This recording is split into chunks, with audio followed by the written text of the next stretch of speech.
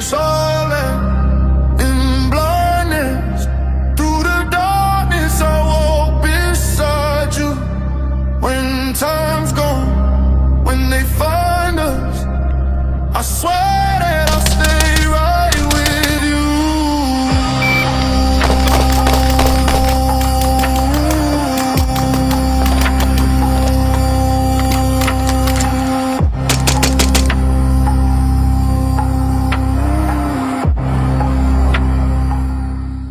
Greetings. My name's Alex. We are going to talk to you today a little bit about a recent Citizen Rifleman range day. I have Justin here with me. He had his first day out there. We call it day one experience for Citizen Rifleman. And we're going to talk a little bit about that and how it went, what your expectations were. Did it meet your expectations? What did you learn? Those types of things. Let me introduce Justin really quick. For those of you who don't know him, this is Justin Blanckenberg. He's from South Africa, was born and raised there. Now an American, but was born and raised in South Africa. At the age of 10, won a national math Olympiad, which is really wild. As a white guy, it's usually the Asians that win those.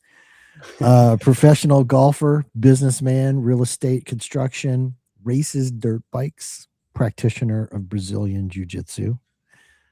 Pretty wild background, man. Welcome. Yeah. Thanks for joining me, dude.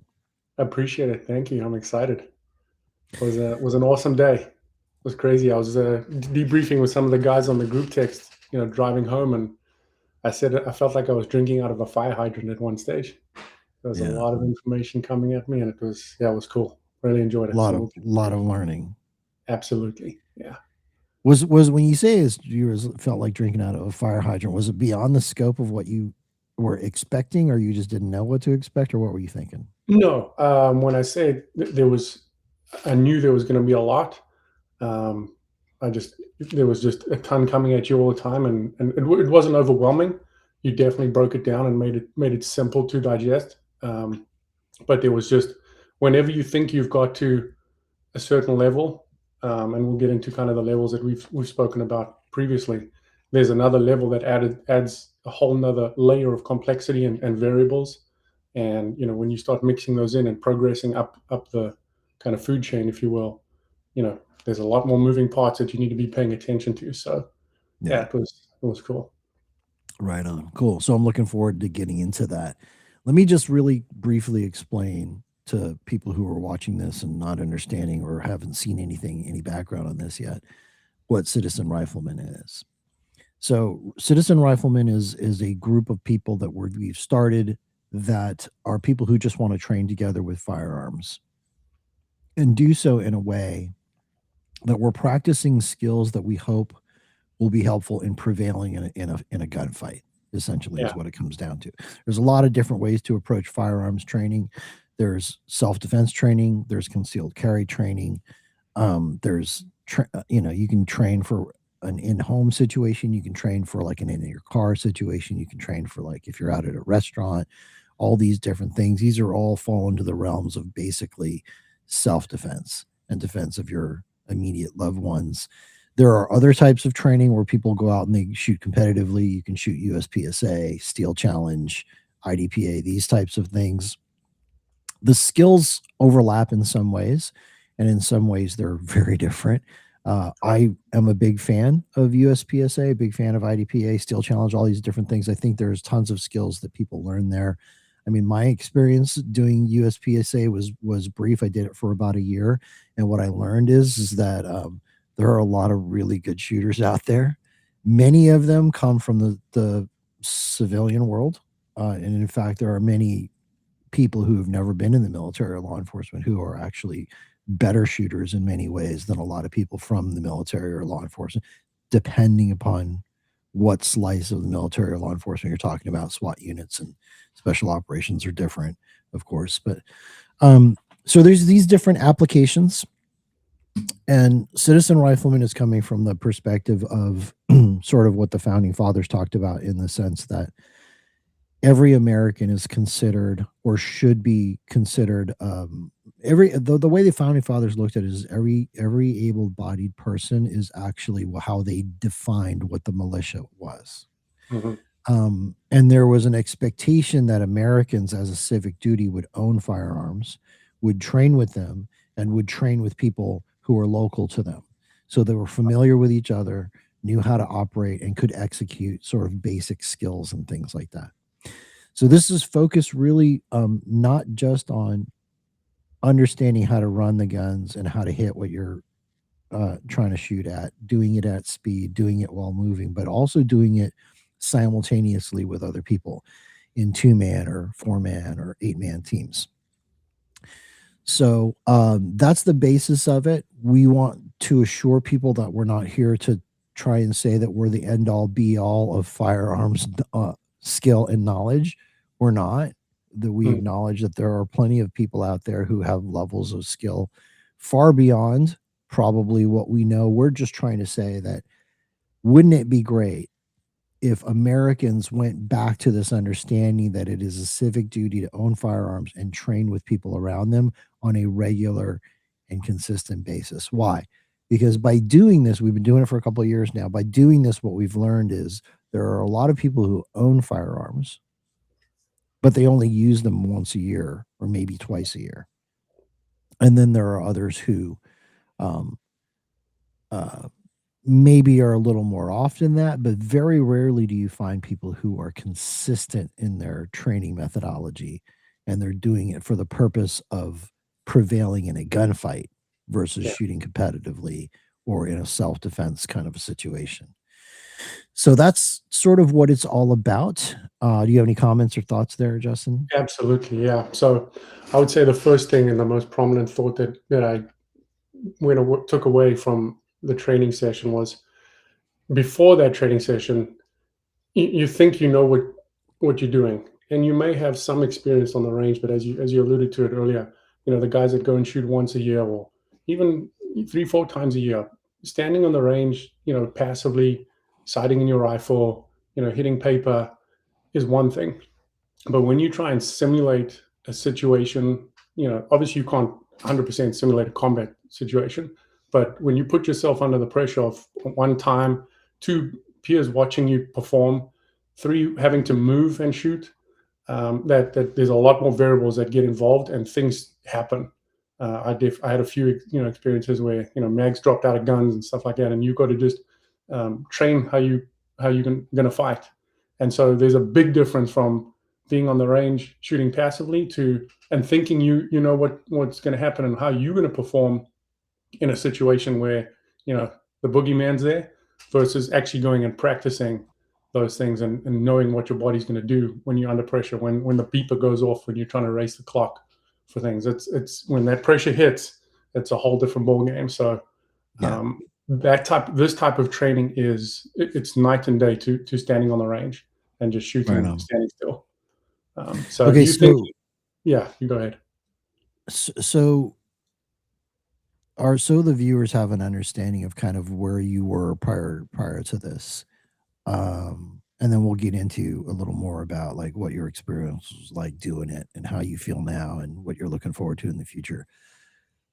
Prior to coming to day one of range day with us, like what was how would you rate your experience level and skill level as a shooter?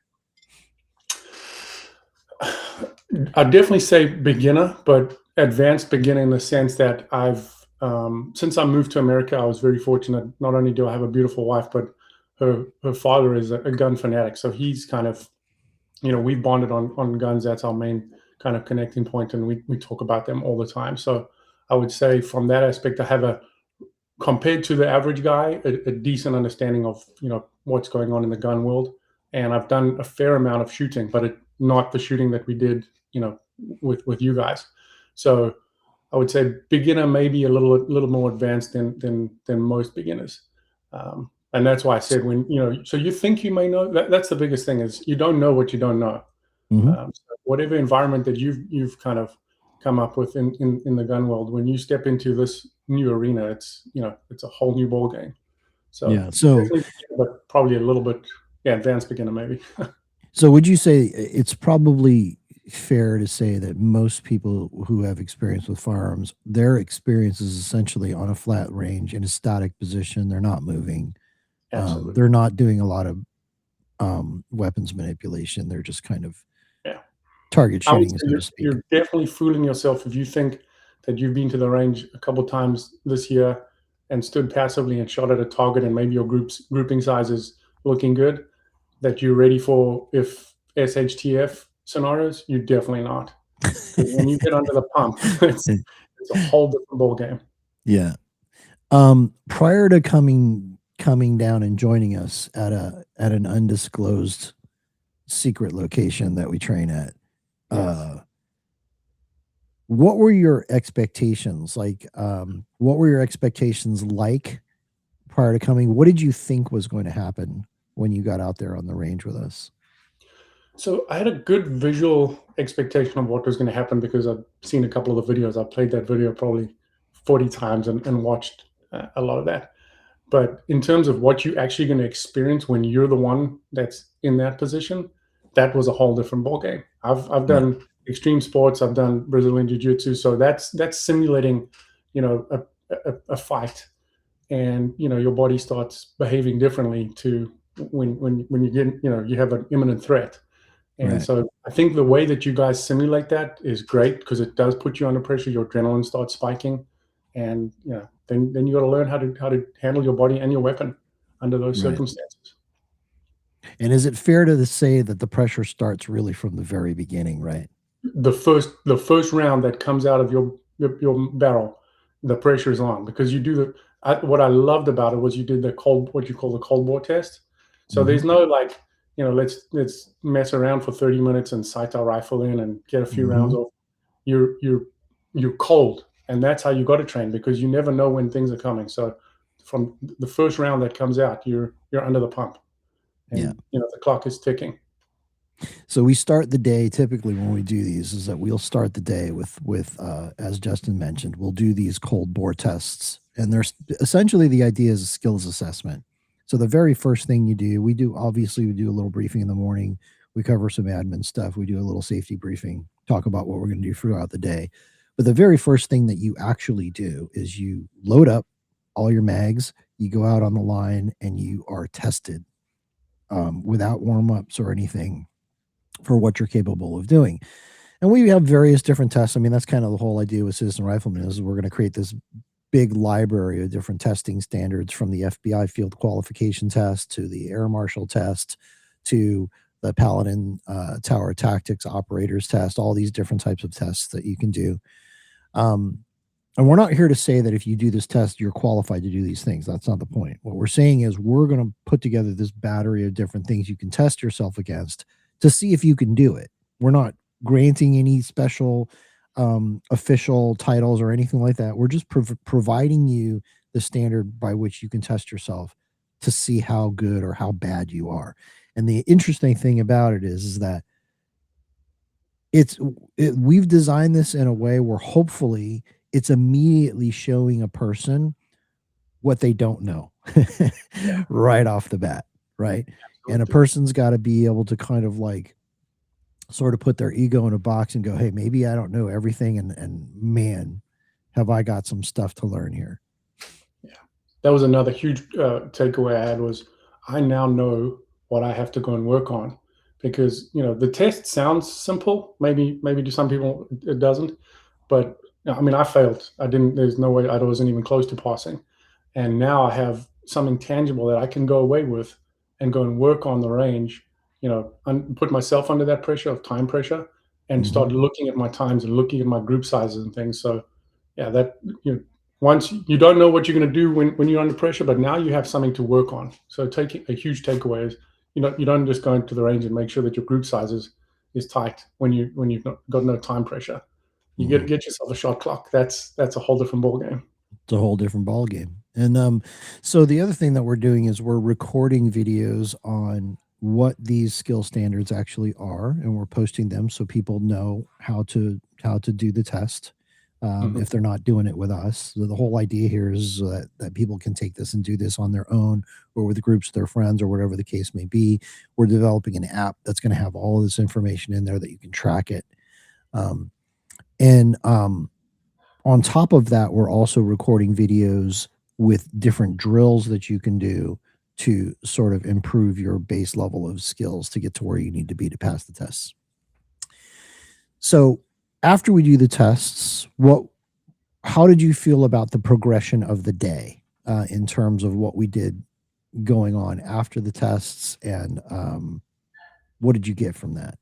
Yeah. So as you talked about, kind of the levels or the layers of adding complexity. So you start with a test where you're under time pressure, and then as the day progresses, you add more and more variables, i.e., you're going to start moving and shooting, and then you're going to start moving and shooting at the same time.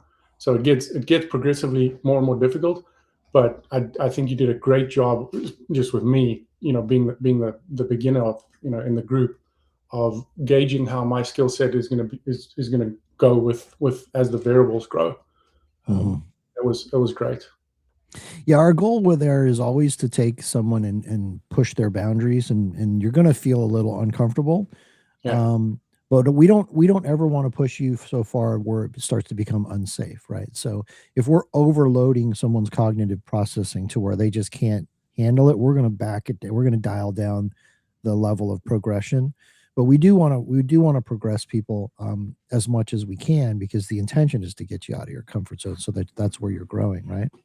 Yeah. So Absolutely. we do the tests in the beginning. Right after the test, we start into a bunch of what we call fundamental drills.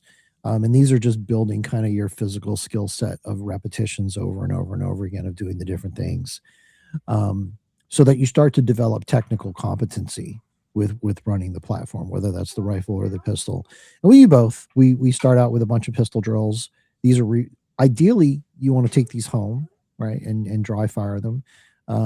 And then after we do a bunch of those, then we'll start to add movement on top of that. So now you have some fundamental skills, technical skills, and movement all at the same time. We start incorporating that all together. And then we start adding rifle, which adds, as you know, it adds another layer of complexity, because now you're dealing with your rifle and your pistol simultaneously, so on and so forth. Yeah. And when you run those drills, the first string is normally simple. The second string gets a little bit hard, and then you get to kind of the fifth string. It's everything is at play now. So you're taking one shot with a pistol, one shot with a rifle, switching to a pistol, 5 shots, doing a tactical combat mag reload. So there's a lot of moving parts on how things can go, and obviously your base layer is always going to be safety. And one of the things that I really appreciated was there was one string in particular that was kind of complex, and I rehearsed it in my head with you guys, I think 2 or 3 times, real slowly, me just explaining every step of the movement of the whole process, until I felt like, okay, I have a full grasp, of what is expected of me. And the guys were incredibly patient with me, and I felt, yeah, it was good, that one. That's Enjoyed it. fantastic. I think you did really good. I mean, we threw a lot at you very quickly in progression, and it's kind of like the pressure continues to build, right, all Yeah. day long, right? Because we're going pretty fast. Like for somebody who's never done some of this stuff, some of these guys and gals have been out there doing this for years now. And it shows, right? They're just very fluid, and you can just look at the way they operate, and their familiarity with the firearm and the way they run the gun and transition and reload and all the things. It's pretty obvious, right? So, Yeah. yeah, that's good. Did you feel like you were adequately briefed on what to expect and at each stage as we went through the day? Did you feel like things were well explained to you? Yes, absolutely. One, by yourself, and I think another great thing that you implemented was you gave me a battle buddy. So when you were busy with someone else, I was able to just debrief with him and confirm and ask questions, and he would guide me through it and show me things. So yeah, there was adequate attention on me, that I didn't feel like I was just thrown into the deep end and left to sink or swim. Absolutely. Yeah, that's really cool. I like that. So that's kind of that kind of speaks to the community aspect of the way we're doing this. Like the idea here is to have a group of people who are continuously training together, and it's not a bunch of random people that you never shot with before. Yeah. That's kind of the idea that we want each one of these groups to get to, is where it's people who are used to training with each other. So when you have that going on, like in our case, we've got a handful of shooters who I consider part of our advanced group, and they've shown over time that they're competent and they're safe, right? And I feel like I can trust them to take a guy like yourself, who we're just bringing into the group, and have those kind of interactions. And they're not going to tell you something that's incorrect, and they're not going to tell you something that's unsafe. Yeah. And so that whole battle buddy system is very different, because normally what happens is if you go to take some class or you go to some event with firearms, you're most of the time, I should say typically, what happens, there are groups of guys around the country or gals that shoot together on a regular basis, but it's uncommon. I think what's much more common is you'll show up to an event and there'll be a bunch of people you don't know. Right. And they don't know, nobody here there knows each other really. And so you'll have like an instructor, maybe a couple of instructors, whatever, and you got a bunch of range safety officers, and their job is to watch everybody, so on and so forth, which there's nothing wrong with that. But in a format like this, your battle buddy becomes your mentor and your RSO simultaneously. So that as a safety officer, they're watching everything you're doing. They're watching your muzzle, they're watching your trigger discipline, they're watching all the things. So it's kind of like every single person who's new has their own RSO and their own mentor simultaneously. I also liked something that you did in terms of the culture, is where you made it clear that everyone is a safety officer. So, even me as the beginner, I felt empowered, or empowered to be able to watch other people in case, no one did, but it was a conscious thing for me to watch other people's muzzle. I learned from them, but you empowered me to be able to call them out if I saw something that was unsafe. So it gives everyone in the team this empowerment of I'm fully responsible for the safety, but I'm also a leader as well. I'm not just a subordinate where I can't speak out if I see something. That I love the fact, and it made me more conscious of obviously my trigger discipline and muzzle discipline. By watching others, learning from them, because they didn't make any safety errors, but just the culture of you empowering me to be able to be a safety officer as well. Was good in the sense that I could, be conscious of myself and watch other people and learn from them. That's great feedback. Something else that we tend to do is we approach this from the perspective of, like, a lot of times you'll go to, if someone's taking like a more beginner kind of firearms type experience or training course or whatever, is they'll wait for step-by-step instruction by the instructor on what to do, right? So our approach is more along the lines of, we want you to approach this like it's your gunfight. Like, if you're going into a fight, how do you want to be set up? Would you rather have your mags loaded or not? I mean, do you want to go into a gunfight with empty magazines? Like, all the things, right? So it's like, we just sort of set it up from the very beginning that there's an expectation that you need to be ready at all times. Yeah. Personal responsibility. Yeah. Which is really cool. It was a great, also another thing where you're empowered to, like, you got to think like an adult now. This is not, don't just roll in here as a beginner and have everything, kind of spoon fed to you. You're not a baby. You have to, you have to step up and think and take initiative of what's the next thing. You know, all the safety procedures and how you can, keep yourself ready for a fight. So whenever you come off the line, you're jamming mags, you're making sure that you're ready to go for the next one. So it's, that was cool. And so, in the way that we're out there training, is we're training a lot of movement actually from the get-go. I would say, we spend a certain amount of time statically on the line covering some basic fundamentals, but we're quickly moving into movement, because in a fight, you're going to be moving. Like, nobody's going to be standing still. That's the reality. It's like people who are accustomed to training from a standing still position, that's not going to do you as well as someone who can actually move and shoot at speed simultaneously, right? And whoever is better at moving and shooting at speed simultaneously is probably going to prevail. And so we spend a lot of time moving. And in order to do that, you still have to maintain safety, right? So once you get to that part, I think though there's a lot of times where people will look at that, and if their only experience is standing on a static line and there's a firing line and there's nobody moving around, I think that that can be a little intimidating for people Yeah. sometimes, right? So That goes back to the original point is, if you think you're ready for something and all of a sudden you now have to move and you have never moved before with a firearm, that's the big divide is the speed and the movement. And then you also added another level of complexity is when you add some fatigue into the situation. So we had a couple of drills where we were running a 75-pound sandbag before we get to the line. And that adds, your heart rate's now spiked. So how are you going to bring it down to be able to, press the trigger on a clear sight picture? Okay, so question, because you're a pretty fit dude, was your heart rate spiked? To be fully transparent, my heart rate spiked right at the beginning just because of the expectations and the pressure. So I had my adrenaline dump right at the beginning under the pressure, the test. Because I was like, okay, now it's real. Like you can LARP about this all day long, but when you put on the line and when that beep goes off, now you got to perform.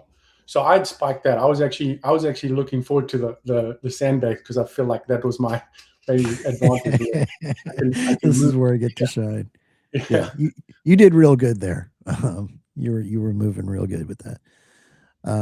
So back to the safety aspect of things, was there any part of it that you felt unsafe, or did you feel like it was no, yeah, good. Not at all. I mean, if there was I didn't feel unsafe, but I could envision, like, if you're not on a line with people that you trust, when you had us facing away from the target in a line and then turning, I felt confident then that everyone was super disciplined with their muzzle and their trigger. That was great for me to be put under that pressure, because now you actually have real life consequences of people on either side of you. So it forces you to absolutely concentrate. Like, this is how you got to be. Super disciplined with the safety. But 100% the main foundation of the whole day's training was safety.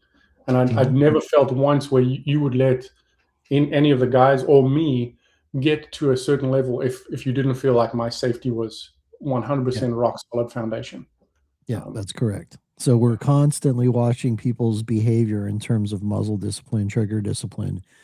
And you start to see, like, we've done this with enough people that if someone starts to get outside of their wheelhouse to the degree that they're just not, their cognitive functioning is starting to be compromised because it's just too much. Like, as you put it, it's a fire hydrant. If you're hitting them with too much, then that cognitive processing starts to break down. It's where people start to make mistakes. If we ever see anything remotely like that, that's we want to avoid that, right? So we pay close attention to where people are and how they're processing and how they're doing. And if we think we're feeding people too much, we slow it down. But we definitely want to get people up to a certain level of skill and competency. And the idea here is that, like, there's a long way people can go, for sure. Because, as you said, when you start adding that fitness aspect, fatigue plays a part in that as well. So kind of towards the end of the day, you're hot. It was 108. It was real feel 108 degrees out there. So so we were simulating. We were out there for like 9 hours and basically 108 degrees. Yeah, it was hot. It was hot. Yeah. Okay, what would you say would be like your favorite part of the day if you had to pick one? To me, I'm going to have a humble brag. Right at the end, I ran a string that you had with me on a rifle where we started at 50, 75, and 100 and had to take shots on steel. And right at the end, I got that clean, super clean. So that was my highlight. I left there on buzzing. I enjoyed that part. You did good. That was impressive. So the way the drill ran is that you start at the 50. You got to get 5 hits on steel from 50. You run to the 75, 5 more hits on steel from 75, and you run to the 100 and 3 more hits. So from a standing position, 3 hits, 3 shots and 3 hits. You didn't miss anything. That was pretty good. So offhand, you're tired because you're training all day. All day. Yeah, it was literally the last drill you did, right? Yeah, you got to make sure that when you turn, you're on safe and your muzzle's put in the right direction. You turn the correct direction, because you're simulating what could possibly happen in a combat scenario. So yeah, that was fun. but the whole day was great. I mean, the people there, the guys really made me feel welcome. I didn't feel like I couldn't go up to anyone and ask them with a question. Everyone was very helpful. Some of the guys helped me oil my gun, and it was great. Any question I had, they didn't just answer it in kind of a nonchalant way. They definitely took their time, explained it, took me to the line, made my gun safe, showed me things. That culture was fantastic. That's Good. what you want. I mean, I'm super excited to be able to train with you guys again. Good. What was one thing you learned that you didn't even know existed, if there is anything like that? Oh, there's a lot that I didn't know existed. That you didn't even know was a thing. Like, Yeah, that when I said I was a beginner at the right at the beginning of the interview, you don't know what you don't know. So there was one drill that you had us running with, and I had one in the pipe, and I just put a fresh mag in, but it felt like it was stable, and it wasn't. And as soon as the first round went off, the mag dropped. So now you're under pressure, and you have to train like you fight. So everyone was running this drill with a rifle, and I had one rifle shot, and now I've got no mags. So I had to go to my secondary and run it. So there's so many situations that you think, oh, I'm going to be fine with, until you get put in that situation, and it just demonstrates, no, you're not. There's many, there was a lot. right. I learned a lot. Of the new things that you learned, what would you say is the most interesting to you, or are there a couple new skills that you picked up? To me, the biggest takeaway that I learned was I need to get way, way, way more confident and comfortable with weapons manipulation under pressure. Because it's, as I said, I keep going back to, it's the time and the movement. I feel like the movement I'm okay because I'm relatively athletic, but if there's, with weapons manipulation, especially with the tactical reloads, the combat reloads, that's the drive. I need to go and do a lot of dry firing there so that I'm just absolutely confident. Because I'd never done that. I literally had never done that. I'd taken one pistol class before. We did a few malfunctions, tap rack and things like that, but not holding rifle and pistol. So that was, absolutely, you got to go and drill those things so that it becomes second nature. Yeah. But I understand that from a jiu-jitsu standpoint, you can get taught a move in class, but unless you're absolutely going to drill it, you're not going to remember it. So you have to keep, hitting that repetition over and over and over. Yeah, tons and tons of dry fire. Do you feel like the drills that we showed you, you can reproduce yourself at home, dry fire? Absolutely, yeah, for sure. Fantastic. Yeah, that's good. That's something that I want to come back and pass the test. So I've got a goal now, and I know how to practice to be able to do that. It's a lot of dry firing, a lot of that's good. picture acquisition. Yeah. Cool. Do you think that it's valuable having these tests to pass? And do you think that that's something that's going to encourage you to train more consistently? Absolutely. It showed me where my weakness was straight away. Once again, the guys that think that they know how to shoot because they're standing passively on the range, put a beeper timer on, next to you, and let's race the clock. Because the enemy's going to be faster than you. If you're not ideally they're not, right? Right. that's kind of our view, right? Like, you can't expect them to be slower. Can't expect them to be slower. In fact, people who are training have a really good chance. There's a really good chance they're faster than you, right? And if they're faster and accurate, well, then that means you lose sometimes. I mean, those tests are black and white. You either pass them or fail them. Did your bullet hit the paper or the intended target, or did it miss? And within the time frame. So if it's not, you're not at that level. So go back and practice. Any other thoughts on the day? Anything we didn't hit that you think you'd like to talk about? Do you have any questions for me? I think we hit pretty much everything. I'm super excited to see where this goes, because I know that it's that's not the end. That wasn't the top. There's way more that you can keep adding.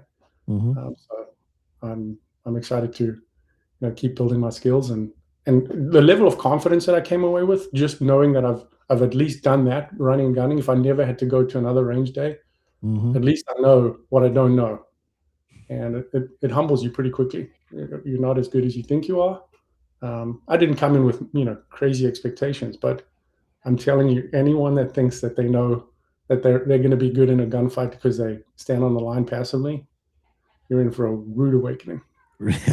It's quite the surprise, right?